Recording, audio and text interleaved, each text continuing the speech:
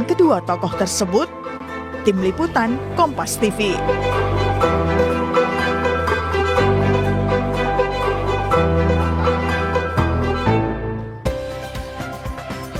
Saudara, tiga tokoh Presiden Prabowo, Presiden kelima Republik Indonesia sekaligus Ketua Umum PDI Perjuangan Megawati Soekarno Putri dan Wakil Presiden Gibran Rakabuming Raka bertemu dalam peringatan Hari Lahir Pancasila.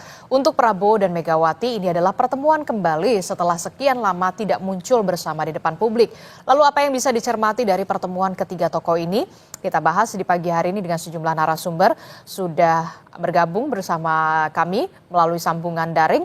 Ada Sekjen Partai Golkar, ada Pak Sarmuji, kemudian sudah hadir ke studio ada Direktur Eksekutif Lingkar Madani, Bung Ray Rangkuti. Selamat pagi, Bung Ray. Ya. Assalamualaikum, Pak Sarmuji, selamat pagi. Waalaikumsalam, Mbak Listi. Bung Ray, selamat pagi. Iya. Oke, kita pagi-pagi hari ini membahas bagaimana pertemuan yang cukup menjadi sorotan di pekan hari ini, begitu ya, Pak Sarmuji. Saya mau ke Pak Sarmuji dulu. Pak Sarmuji, ini kan kita lihat kemarin ada pertemuan, begitu ya, walaupun memang dalam rangka Hari Lahir Pancasila, bukan soal politik begitu, tapi pertemuan yang menampilkan ada Pak Prabowo, Bu Mega, bahkan ada Mas Gibran. Suasananya tampak akrab, cair, begitu ya. Ada bahkan Pak Prabowo mengatakan sempat menyinggung Bu Mega, wah kurusan nih dietnya berhasil begitu. Nah, apa yang bisa Partai Golkar lihat dari pertemuan ini? Benarkah sinyal-sinyal rekonsiliasi politik sudah makin terasa, Pak Sarmuji? Ya, kalau dibilang rekonsiliasi politik, sebenarnya rekonsiliasi itu sudah terjadi dan selama ini tidak ada problem yang cukup mendasar antara Presiden dengan Ibu Megawati. Ya, pertemuan ini menurut saya menghadirkan suasana atmosfer yang positif. Kalau istilah anak muda sekarang, vibes-nya itu positif banget lah kira-kira. Positive vibes. Positive vibes. Jadi kalau pertemuan-pertemuan begini bisa dirancang untuk bisa mempertemukan seluruh elit bangsa, tokoh-tokoh yang pernah memimpin Republik ini akan sangat baik. Kalau andaikan karena ulang tahun Hari Pancasila, Ibu Megawati bisa bertemu dengan Pak Prabowo, Mas Gibran. Kalau perlu peringatan Hari Pancasilanya diulang lagi biar makin bagus, makin kompak gitu. Dan kalau perlu tokoh-tokohnya diperluas. Artinya bukan hanya Ibu Megawati dengan Pak Prabowo yang sebenarnya juga memang tidak ada masalah dalam secara politik, dengan Mas Gibran mungkin sedikit ada ya inilah ada kendala-kendala psikologis, tapi kemarin sudah tampak cair. Bagaimana kalau diusahakan pertemuan reuni mantan-mantan presiden yang pernah memimpin Republik ini, ada Pak SBY, ada Pak Jokowi, ada Ibu Mega, ada presiden yang sekarang menjabat, ngobrol yang enak, vibes-nya pasti akan lebih positif lagi untuk Indonesia.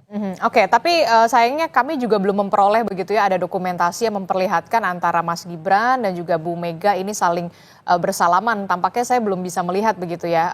Apakah ini juga masuk ada kendala-kendala yang masih terjadi di pertemuan kemarin? Saya pikir mereka pasti bersalaman ya. Salaman itu tradisi yang otomatis lah, ketemu siapa saja pasti akan bersalaman. Mungkin Kompas belum dapat saja, tapi saya meyakini pasti mereka bersalaman. Nggak, dalam sebuah pertemuan, apalagi pertemuan besar, hampir tidak mungkin orang Indonesia tidak bersalaman. Dan kalau kita sudah bersalaman, pasti ada kedekatan, ada ya transfer kesepahaman secara psikologis, kira-kira begitulah. Semakin sering bersalaman, misalkan antara Mas Gibran dengan Ibu Megawati, mungkin akan semakin baik. Syukur-syukur kalau bersalaman juga dengan Pak SBY, Pak Jokowi, maka akan lebih baik. Oke, nanti kita akan tunggu apakah nanti Mas Gibran dan juga Bu Mega akan lebih sering bersalaman ketika nanti setelah pertemuan-pertemuan ini dilakukan begitu ya, akan ada pertemuan lanjutan. Saya ke Bung Ray. Bung Ray, Anda melihatnya seperti apa pertemuan kemarin walaupun memang ini dalam rangka Hari Lahir Pancasila begitu. Apakah ini menjadi pertanda kemudian PDI Perjuangan dalam tanda kutip begitu ya diterima untuk bisa kembali bergabung bersama masuk ke dalam pemerintahan atau seperti apa? Ataupun atau kita melihat Mas Gibran sama Bu Mega ini kayaknya masih ada jarak ya kayaknya ya. Ya ini pertemuan fisik. Mhm. Ya, jadi bukan pertemuan PC, ya, bukan pertemuan apa namanya itu ya politik lah begitu. Lebih karena memang pertemuan fisik gitu. Lebih-lebih bagi Ibu Mega menurut saya agak sulit menghindari suasana ini karena pada dasarnya ya peringatan 1 Juni itu adalah peringatan tentang aktivitas Pak Karno ya, Presiden pertama RI yang mendesain dan melahirkan yang kita sebut sebagai Pancasila. Jadi bagi Ibu Mega peristiwa 1 Juni ini bukan hanya sekedar persoalan historis, tapi juga ada hubungannya dengan emosionalitasnya karena itu tersangkut dengan bapak beliau dalam ini yaitu Pak Soekarno gitu.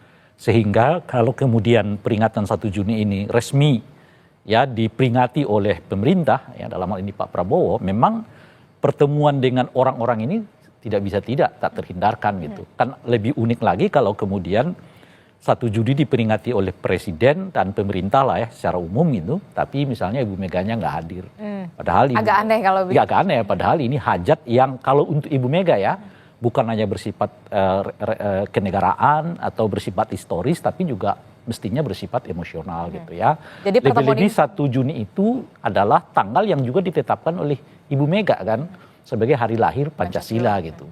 Nah oleh karena itulah pertemuan yang kemarin itu menurut saya pertemuan yang tak bisa tidak itu terjadi gitu, dan tapi lebih bersifat fisik ya karena ketemu biasa ya, nggak ada ngobrol-ngobrol seperti yang Anda tanyakan tadi, misalnya apakah ini memberi sinyal bahwa PDI akan masuk ke dalam koalisi misalnya gitu ya, bergabung dengan koalisinya Pak Prabowo atau yang kita kenal dengan Kim Plus sekarang ini gitu. Menurut saya itu sangat jauh sekali gitu. Dalam pengertian apa gitu? Pertemuan itu ya karena itu physically gitu ya, meskipun ada nanti kita bisa jelaskan nanti beberapa hal yang lain, tapi itu tetap akan menegaskan bahwa posisi Ibu Mega berada di oposisi gitu ya. Tetapi kadar oposisinya mungkin yang jadi pertanyaan. Apakah oposisi dalam pengertian konfliktual gitu ya, atau oposisi dalam pengertian moderat. Nah saya kira PDI akan mengambil jalan oposisi moderat terhadap Pak Prabowo gitu. Mengapa kemudian PDI Perjuangan mengambil oposisi moderat? Itu yang kemudian menarik kan? Nah pertama karena secara personal tadi ya, Ibu Mega dengan Pak Prabowo itu nggak ada masalah.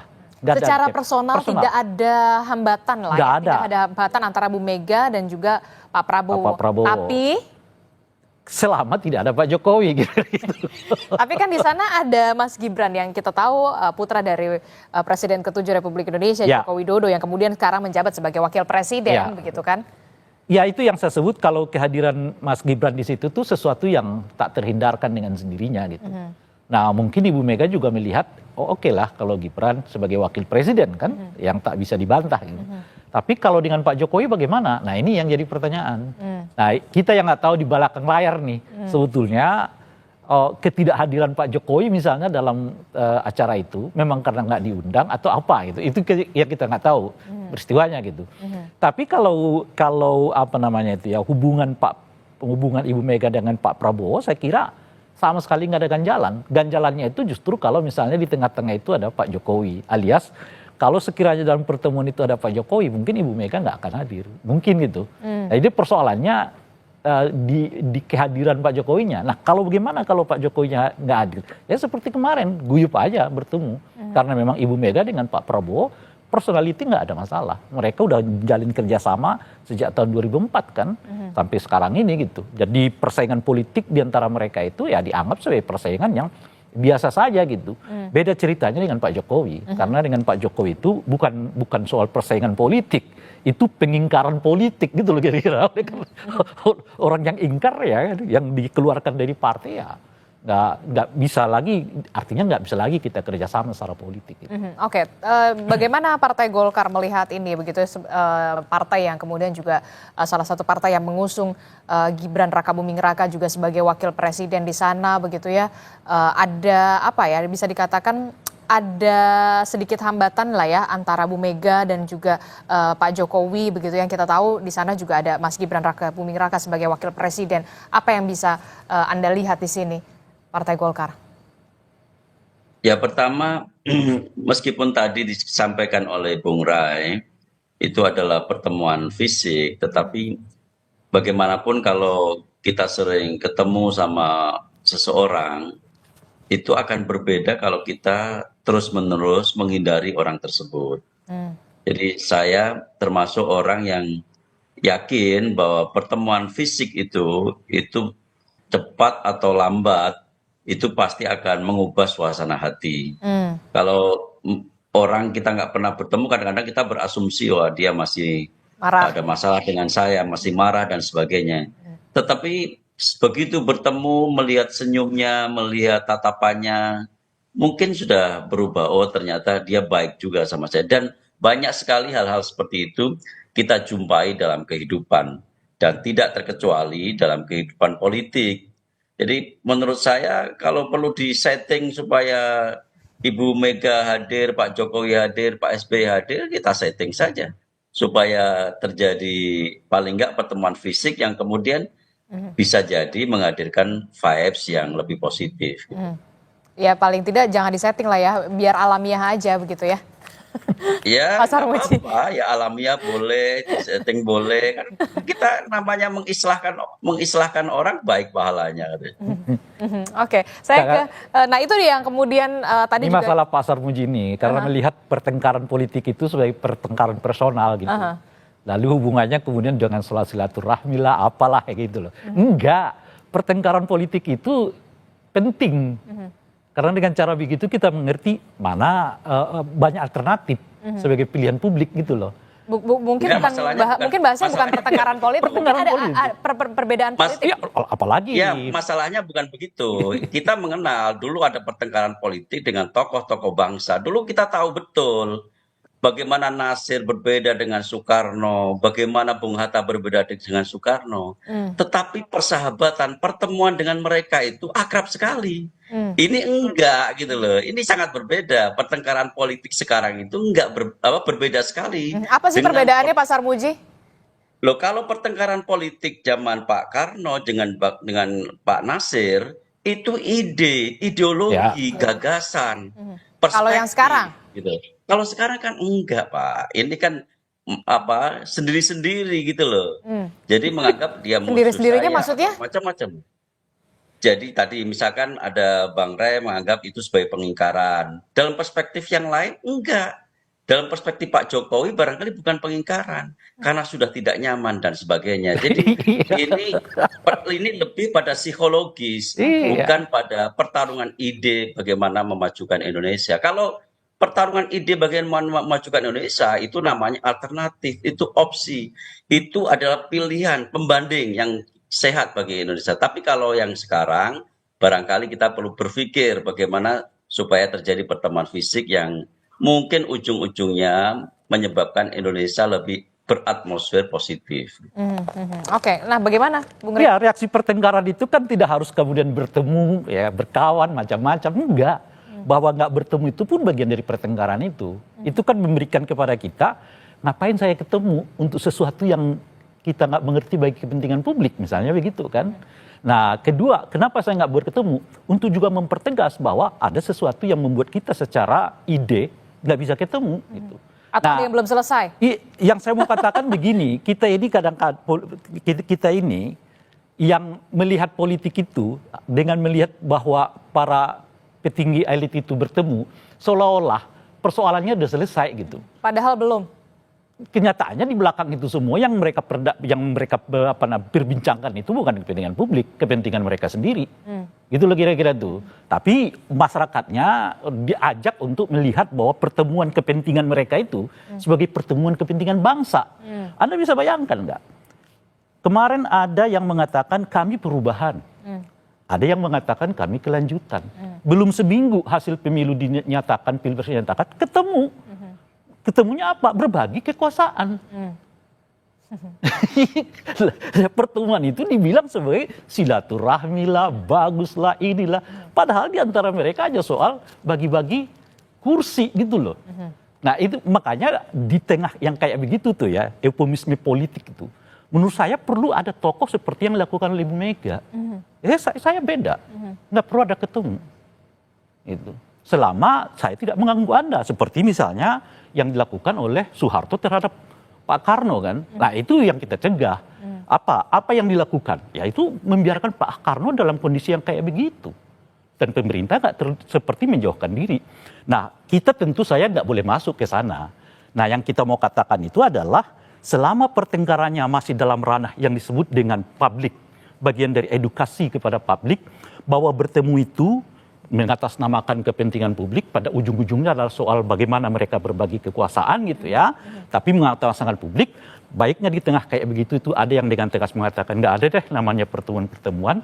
Tapi kita nanti bisa bertemunya di DPR, kita bisa bertemunya nanti di apa gitu, kita bisa bertemunya di sini dan seterusnya itu. Tegas terhadap posisi Ya masing-masing. itu makanya saya mau mengatakan ini pertemuan fisik, tapi saya nggak melihat ini sebagai pertemuan politik itu loh kira-kira tuh. Oleh karena itu kemungkinan ya saya melihat Ibu Mega tetap akan menyatakan sebagai oposisi, mungkin kadar oposisinya tidak konfliktual gitu. Kadar oposisinya itu adalah moderat. Seperti yang kita lihat dalam 2 bulan terakhir ini ya, sejak pertemuan Pak Prabowo dengan Ibu Mega di Lebaran pertama, sekarang menjelang Lebaran kedua ya, Idul Adha bertemu lagi gitu. Sepanjang itu relatif tidak ada hubungan yang sifatnya konfliktual secara politik antara Ibu Mega dengan dalam hal ini tentu dalam fraksi PDI Perjuangan dengan koalisi Kim di DPR misalnya sebagai sarana wahana yang memungkinkan kita untuk melihat pertengkaran politik itu terjadi. Gitu. Jadi Anda melihat agak sedikit jauh ketika Bu Mega begitu nanti ini pertemuan fisik begitu ya. Ini kan pertemuan fisik bukan pertemuan visi. Konteks umumnya ya yang tadi itu. Tapi pada tingkat tertentu bagi saya Pak Prabowo itu melihat lebih dari sekedar pertemuan fisik gitu. Tapi bagi Pak Prabowo itu pertemuan-pertemuan yang seperti ini adalah pertemuan yang lebih jauh dari sekedar pertemuan fisik. Apa itu? Pertemuan untuk merancang masa depan politik antara katakanlah dalam ini kekuasaannya Pak Prabowo dengan Ibu Mega gitu. Tapi kan kita lihat Pak Prabowo masih terus berupaya untuk merajut kembali lah komunikasi bersama dengan Bu Mega begitu ya. Itu adalah upaya yang patut diapresiasi. Apakah Anda melihat akan ada sedikit melunak atau kemudian agak sedikit ya nggak mungkin lah. Itu yang saya sebutkan sejak pertemuan pertama di Lebaran Idul Fitri, sekarang menjelang Lebaran Idul Adha, relatif tidak ada konfliktual antara PDI dengan Gerindra. Misalnya PDI tidak berdiri paling depan untuk menolak revisi rancangan undang-undang revisi undang-undang TNI misalnya kan, jadi relatif agak mulus tuh undang-undang TNI-nya dan mungkin undang-undang yang lain gitu.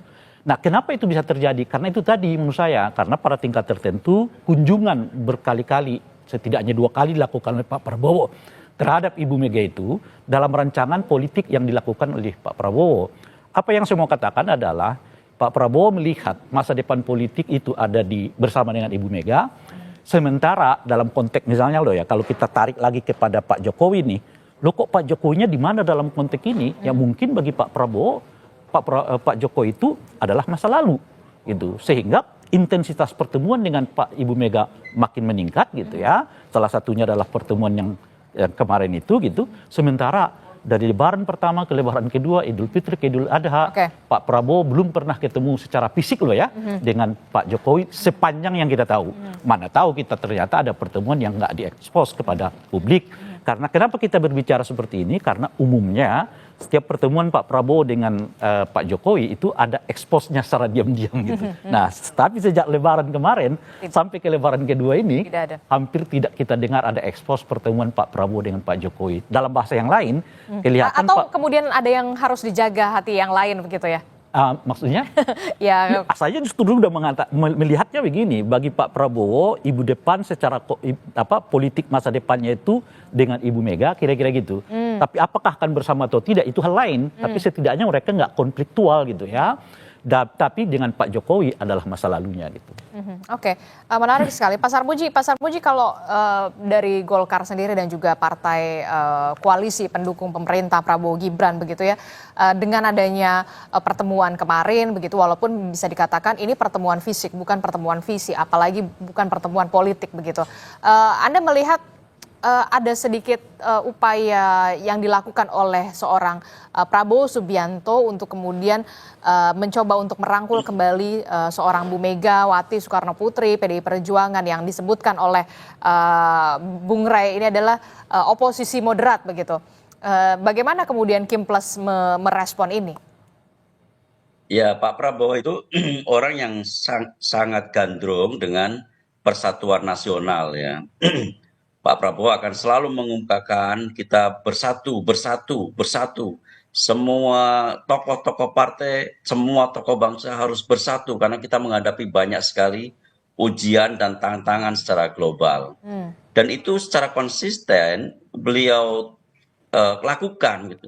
Beliau datangi Ibu Mega, beliau datangi Pak SBY, beliau datangi Pak Jokowi dalam berbagai kesempatan ya. Meskipun tadi Lebaran sampai sekarang belum pernah ketemu ya, tergantung urgensinya ketemu itu.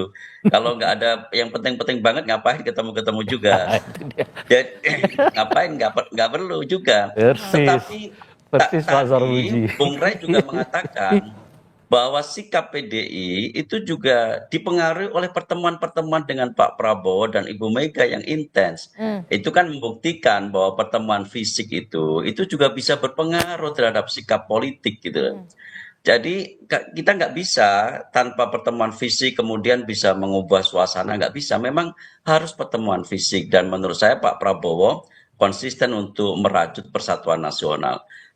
Pak Prabowo andaikan suruh milih, saya yakin kalau PDI mau bergabung ya silahkan gitu. Demi persatuan nasional, demi satu tercapainya visi beliau. Kan program-program beliau ini kan program-program yang sangat populis, sangat penting. Di antaranya banyak sekali yang kita bisa baca. Tetapi program-program itu tidak akan bisa jalan tanpa dukungan yang memadai dari seluruh elemen bangsa. Dan Pak Prabowo tahu betul itu. Pak Prabowo ingin semua itu dirajut dalam satu persatuan nasional. Oke, menarik. Tapi kemudian ada yang PDI Perjuangan mungkin belum mau untuk bersatu untuk bersama pemerintahan. Mungkin juga karena di situ ada kita tahu anak dari Presiden ke-7 Republik Indonesia Joko Widodo yang kemudian ini akan menjadi hambatan nih. Nah, ini Anda melihatnya gimana sebenarnya? Ada banyak alasan mengapa PDI menurut saya tetap mengambil sikap seperti oposisi gitu ya. Seperti oposisi? Seperti oposisi setidaknya sampai sekarang karena kita ini kan selalu ingin verbalitas mendahului tindakan gitu ya. Jadi harus ada deklarasi dulu saya oposisi gitu, baru kita anggap bahwa dia sedang beroposisi gitulah ya. Nah, pertama alasan strategis menurut saya. Kalau alasan strategis maksudnya? PDI justru masuk kepada kekuasaan, mereka dapat apa? Di tengah sudah ada 46 ya kursi. Apakah kursi-kursi yang lain akan diambil? Golkar misalnya mau nggak kursinya diambil? Sebagai contoh tuh ya kan. Dan PDI tentu tidak mau dong cuma dapat 1 atau 2 kursi kan. Minimal tawaran dia itu 4, mengingat bahwa dia adalah partai pemenang pemilu gitu ya. Jadi kalau cuma dapat 1-2 kursi ngapain juga masuk gitu ya kan. Nah yang kedua, image mereka menurut saya dengan sendirinya juga akan babak belur di tengah masyarakat. Kalau kita lihat survei kemarin misalnya ya, elektabilitas mereka itu sudah terlampaui oleh Gerindra. Justru ketika mereka kelihatan berada di luar. Nggak kebayang kalau mereka masuk lagi ke dalam gitu ya. Nah artinya secara strategis politik nggak menguntungkan bagi mereka masuk ke koalisi gitu, apalagi cuma dapat 1 atau 2 kursi gitu, nggak sebanding lah dengan apa yang mereka lakukan gitu ya. Nah yang ketiga, strategis dalam pengertian edukasi politik. Memang harus selalu ada kontrol terhadap pemerintah. Nah kontrol terhadap pemerintah itu yang kita bahasakan sebagai oposisi, tapi ditolak juga oleh PDI dengan penamaan itu. Tapi setidaknya kita mengatakan bahwa ada orang yang di luar kekuasaan deh yang melakukan semacam kontrol kepada pemerintah. Itu juga penting itu. Dan keberadaan partai yang berada di luar itu jangan dilihat sebagai pembedaan gitu loh. Jangan dilihat sebagai apa tadi itu, bukan bagian dari persatuan. Itu semua landscape persatuan dengan fungsinya masing-masing. Persatuan yang menjaga keamanan nasional, persatuan yang menjaga pertahanan nasional, persatuan yang menjaga pemerintahan, eksekutorial, persatuan yang menjaga dan mengontrol semua pelaksanaan itu bagian dari ranah yang disebut dengan persatuan gitu. Oleh karena itulah kalau misalnya PDI masuk ke sana, PDI itu ya tidak memiliki nilai seperti yang kita pandang selama ini gitu. Nah itu yang ketiga. Nah yang keempat, bagi kepentingan bangsa dengan sendirinya jauh memang lebih baik bagi PDI menurut saya berada di luar di luar soal kepentingan yang saya sebut strategis itu. Kenapa gitu? Karena dengan cara begitu kita tetap melihat sebuah dialog di dalam pengelolaan pemerintah gitu. Nah, seperti misalnya sekarang karena Golkar masuk di dalam kan suara dia ya suara partai aja, suara dia suara koalisi aja. Apa kata koalisi selesai gitu. Nah, siapa yang bisa mendiskusikan apa rencana-rencana koalisi itu? Yang bisa mendiskusikan itu kalau ada yang berada di luar gitu. Jadi alasan idealis dan alasan strategis pun juga politis menurut saya. Ibu Mega atau PDI jauh lebih tepat berada di luar ketimbang masuk ke dalam. Karena kalau mereka masuk ke dalam, mereka menurut saya menjual terlalu murah untuk mendapatkan keuntungan yang terlalu sedikit. Gitu. Apalagi untuk di 2029. Dalam bahasa yang lain, rugilah itu. Nah, itu adalah aspek strategis dan segala macam tadi Anda menyebutkan. Tapi dari aspek psikologis, apakah dengan adanya anak dari presiden, apalagi ditambah itu itu menjadi hambatan? Karena secara tidak langsung ya mereka mengakui pemerintahan Prabowo Gibran. Secara tidak bahkan bukan secara langsung mereka mengakui pemerintahan itu gitu. Lebih khusus mengakui Gibran sebagai wakil presiden gitu ya. Nah, berdasarkan pertimbangan itu semua lah saya mengatakan pertemuan kemarin itu pertemuan fisik gitu. Tapi saya kira nggak akan mengikat komitmen secara politik. Tapi bagi Pak Prabowo pertemuan itu lebih dari sekedar pertemuan fisik, itu maksud saya. Karena bagi Pak Prabowo itu penting pertemuan-pertemuan itu karena beliau melihat masa depan politik itu bersama dengan Ibu Mega gitu. Sementara dengan Pak Jokowi itu bersama dengan masa lalu. Jadi orang datang ke pertemuan itu dengan targetnya masing-masing gitu loh kira-kira. Kalau kita membacanya dari targetnya Ibu Mega ya ini pertemuan fisik biasa. Kira-kira gitulah ya. Sesuatu yang tak terhindarkan gitu. Tapi bagi Pak Prabowo bisa saja lebih dari sekedar itu gitu. Jadi Anda mau mengatakan pertemuan fisik yang dilakukan kemarin kemudian pada saat Lebaran yang kemarin juga tidak akan banyak mengubah konstelasi politik perpolitikan di secara umum begitu? Enggak. Perubahannya itu datangnya di Pak Prabowo. Pak Prabowo-nya yang mau berubah sebetulnya itu menurut saya. Tapi kalau untuk konstelasi perpolitikan tidak terlalu dengan sendirinya karena Pak Prabowo mengubah arahnya, ya bisa saja mengubah secara nasional. Karena tonggak kekuasaannya kan ada di Pak Prabowo gitu. Itu yang saya sebut misalnya, kalau Pak Prabowo kemudian beralih ke Ibu Mega misalnya begitu ya, lalu siapa yang akan dikecualikan gitu? Siapa yang akan dipinggirkan dan sebagainya? Karena selalu akan begitu, sebab ini sudah penuh kan, satu segi gitu. Nah itu dengan sendiri akan terjadi. Nah itu yang sementara saya lihat itu Pak Prabowo tidak sesering dahulu melibatkan peran serta Pak Jokowi dalam pemerintahannya seperti yang kita ketahui sebelum-sebelumnya gitu. Bahkan dalam 1-2 bulan ini belum ada yang kita tahu ya pertemuan secara fisik antara Pak Jokowi dengan Pak Prabowo gitu. Nah yang ada adalah intensitas pertemuan beliau dengan Ibu Mega. Dari kalau kita lihat dari kacamata Pak Prabowo, tentu perubahan itu dengan sendirinya akan mengubah landscape politik. Tapi dari Ibu Mega, saya di sini aja kok, kira-kira gitu loh. Termasuk juga ada upaya juga, ada tidak sebenarnya yang Anda lihat begitu kayak kemarin acara kenegaraan bilateral, pertemuan bilateral antara Presiden Prancis dan juga Presiden Indonesia kita gitu, Pak Prabowo. Seorang Gibran Rakabuming Raka, wakil presiden tidak terlalu nampak ada di sana begitu mengambil posisi itu apa? Itu adalah bagian dari apa Anda melihat ini? Ya itu yang saya sebut tadi, ada yang harus ditinggalkan Pak Prabowo dan kalau konteks kekuasaannya lingkaran Pak Prabowo terjadi perubahan. Perubahannya apa? Dalam konteks itu yang lagi-lagi kita sebutkan kelihatan Pak Prabowo mulai menjaga jarak dengan keluarga Pak Jokowi gitu. Apakah itu dengan Pak Jokowinya gitu, dengan Gibrannya gitu. Kan saya bahkan di beberapa tempat mengatakan setidaknya ada 3 penanda di mana Pak Prabowo meminimalisasi peran Gibran dalam konteks kenegaraan. Dan sekarang menjadi 4 petanda dengan yang Anda sebutkan itu tadi.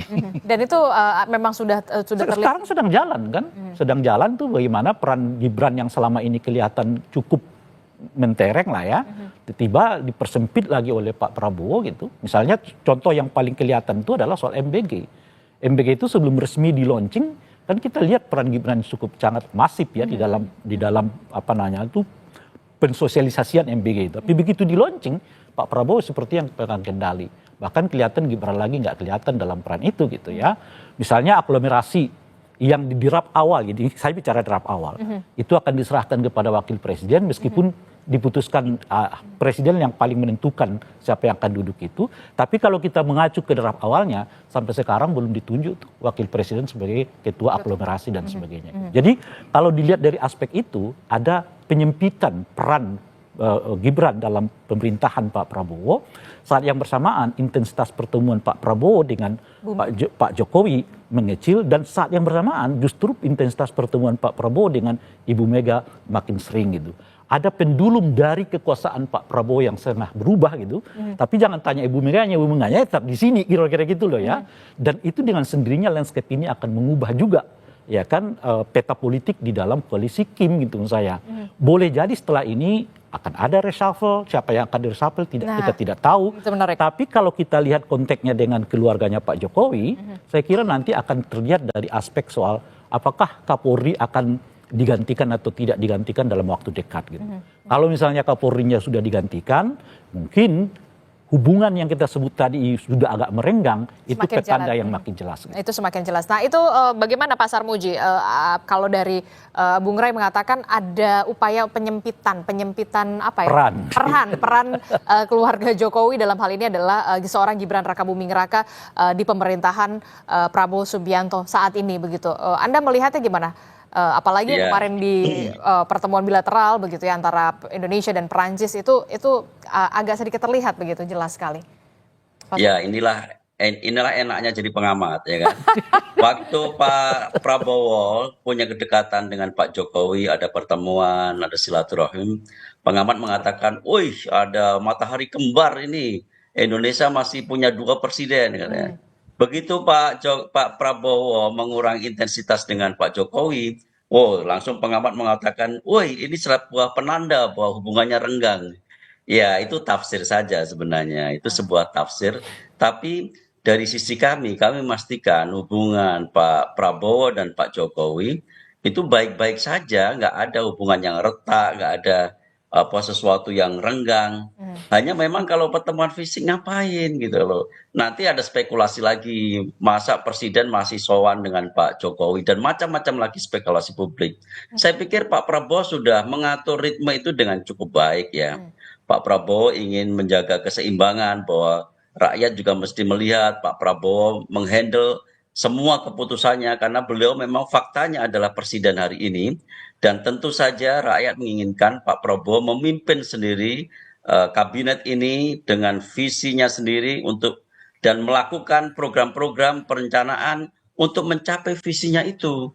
Itu yang sekarang ingin ditunjukkan oleh Pak Prabowo. Bukan berarti kemudian ingin menghindari Pak Jokowi, keluarga Pak Jokowi. Itu spekulasi yang sangat jauh sebenarnya. Bahwa tentang Bu Mega, ya Bu Mega punya sikap sendiri yang mesti kita hormati ya. Kami menghormati sikap Bu Mega tidak masuk dalam pemerintahan, tetapi faktanya sebenarnya tidak ada partai saat ini yang oposisi, nggak ada. Oposisi itu apa sih tandanya? Tandanya oposisi itu kalau ada konsepsi banding terhadap kebijakan yang dilakukan oleh pemerintah. Saat ini hampir tidak ada partai yang menyajikan konsepsi banding. Padahal isu-isunya memungkinkan sekali untuk menyampaikan konsepsi banding. Jadi memang apa yang disampaikan oleh PDI kami bukan oposisi itu betul juga, nggak ada yang salah. Mereka juga tidak menyampaikan konsepsi banding. Mereka menganggap pemerintahan saat ini memiliki program yang layak untuk didukung dan karena itu mereka mendukung gitu. Jadi kalau oposisi berbeda sekali cara kerjanya. Oke, kita akan lihat bagaimana nanti ke depannya apakah akan ada pertemuan-pertemuan lanjutan, tidak hanya soal pertemuan fisik tapi juga pertemuan visi dan juga pertemuan politik yang kemudian akan mengubah konstelasi politik dengan sangat signifikan begitu ya. Terima kasih Pak Sarmuji telah bergabung bersama kami. Kemudian ada Bu Rey Rangkuti dari Lingkar Madani juga sudah hadir ke studio. Terima kasih Bapak-bapak. Sehat selalu. Assalamualaikum warahmatullahi wabarakatuh. Waalaikumsalam. Saudara, sejumlah warga negara Indonesia mencoba masuk